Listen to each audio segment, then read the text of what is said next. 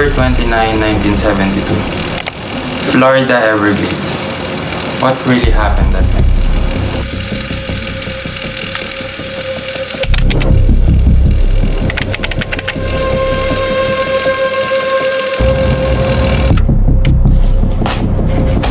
I want to know everything about Flight 401. The Eastern Airlines Flight 401. December 29 case. Aircraft type, Lockheed L1011 TriStar. This was supposed to be a scheduled flight from New York to Miami.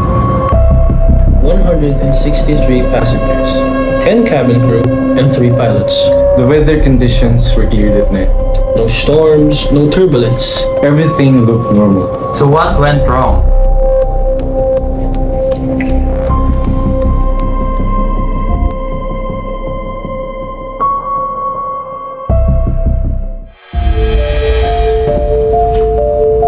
Captain of the flight was 55-year-old Robert Loft, and he is what you would call a very experienced pilot with 29,700 flight hours. Though on the Lockheed TriStar L1011, he only had 280. And assisting him was First Officer Albert Stockstill and a 51-year-old flight engineer, Donald Ripple. Now, they all had decent flight experience, but their time on the TriStar was very limited.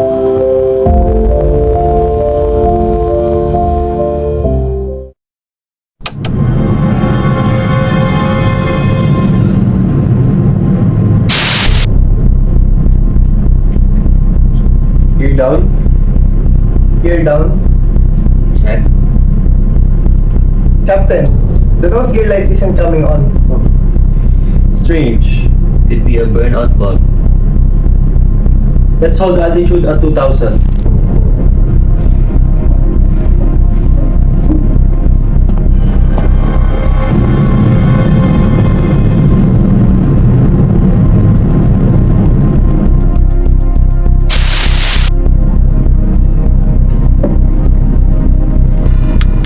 I still can't see the light.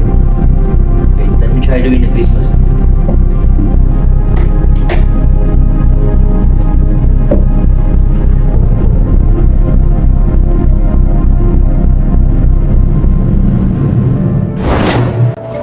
So, sir, what happened during that night? I could see the control tower of my right, and it seems like we were descending along a glide path, which seemed very unusual. I noticed that we were getting closer and closer to the swamp.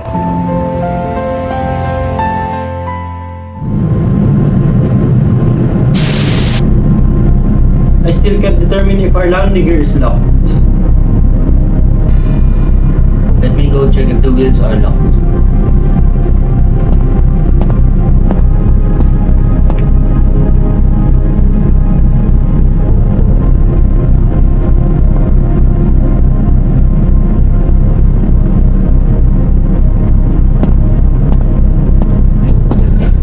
I still can see it.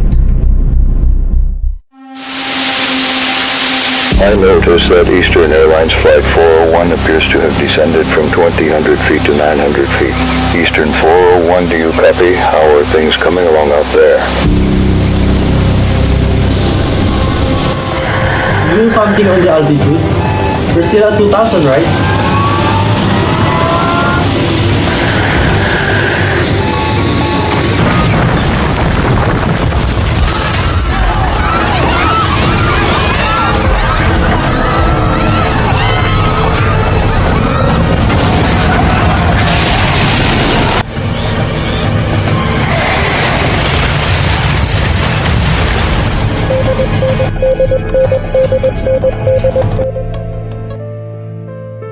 They were focused on the landing gear light. No one noticed the altitude decreasing.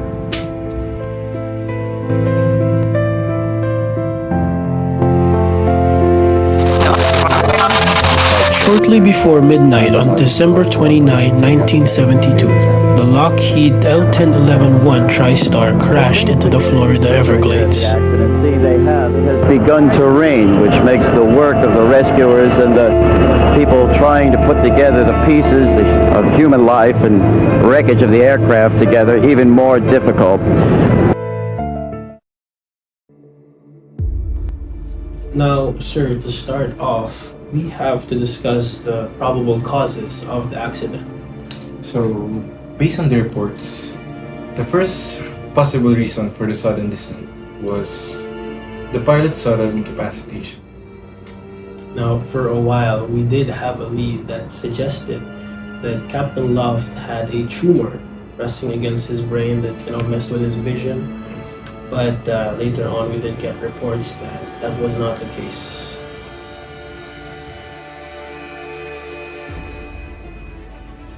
Wait, didn't the aircraft have an altitude alert that should go off when the plane went, give or take, 250 feet?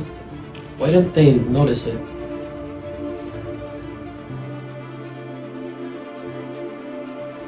They were focused on troubleshooting the landing gear indicator.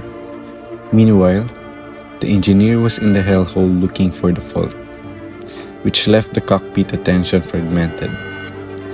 The alarm simply went unnoticed.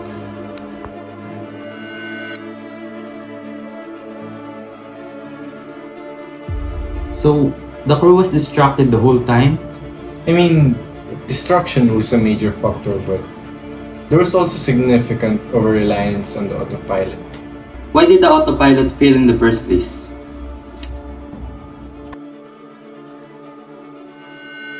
While turning toward the engineer to ask for a status update, Captain Loft likely bumped the control wheel. That slight input caused the autopilot to disengage and transition into a mode that allowed the aircraft to descend.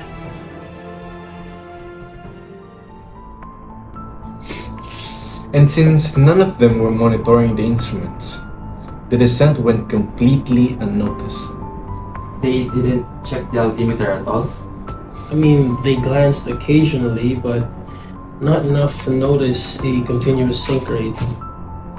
Unfortunately, most of their attention was focused on the gear light, which turned out to be nothing more but a burnt bulb.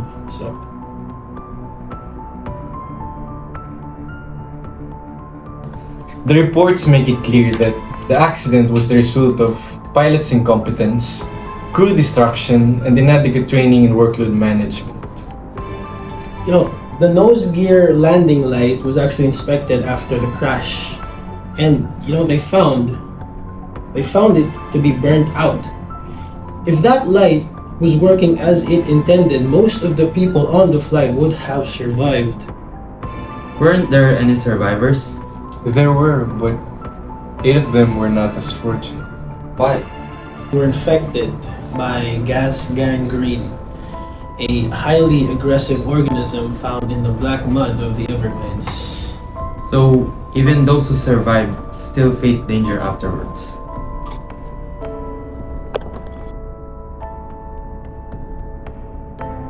Rescue operations were difficult since the area was swampy, dark, and remote. And evacuation took time, and that delay worsened their condition. It seems that everything that could go wrong went wrong. So if the crew had a clear division of responsibilities, things would have been under control. Yes, a clear human mistake. Everyone in the cockpit was fixated on the minor issue instead of flying the aircraft.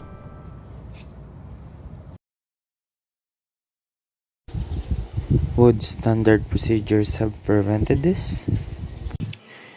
Yes, at least one pilot should have been flying the aircraft at all times. That wasn't the case. And CRM wasn't fully developed then.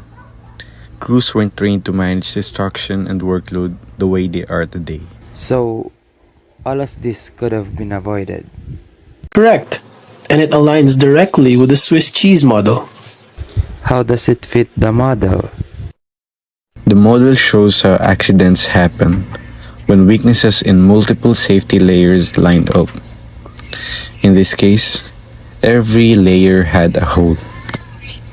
Organizationally, there was over-reliance on automation. Supervision didn't reinforce proper handling of minor system issues. Crew preconditions included fixation and task saturation. The unsafe act was failure to monitor altitude, and the final defenses, like the altitude alert and the indicator light, did not prevent the error. When all these weaknesses aligned, the aircraft was left unprotected. So, one issue wasn't enough, but all of them together caused the crash. Exactly. If any single layer had held, procedures, training, or even one functioning light, the accident wouldn't have occurred. Flight 401 is a clear example of multiple failures aligning into a single catastrophic event.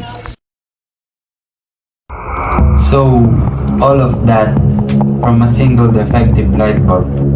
No, more like from losing focus. They became so tunneled in and just forgot to fly the aircraft. That's why everything changed after Flight 401. We realized that even pilots can make simple mistakes. So, aviation adapted crew resource management or CRM so that the pilots are now trained as a team to challenge each other, to speak up even to the captain. That's why now no one is allowed to stay silent, no one is allowed to stay focused on just one problem, and someone is always required to fly the plane.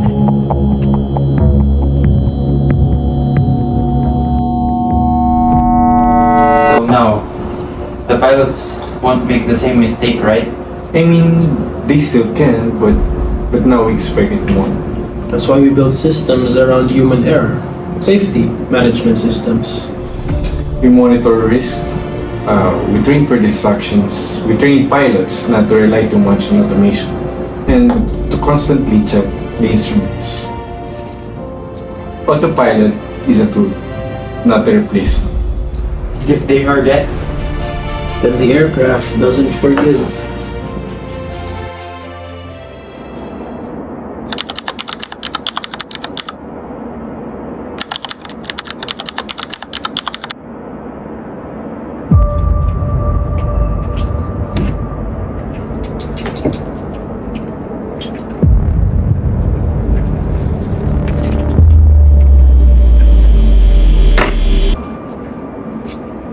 Sir, are you part of the flight crew?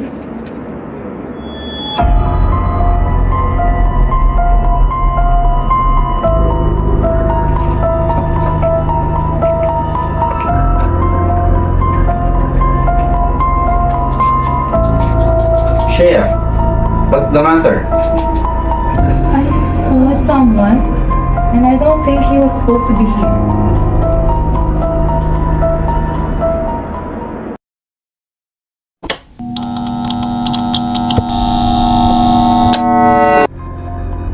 "101 people died that night." I know. I was there. One of the passengers. They were fixing something small. They didn't see we were falling. Don't let it happen again.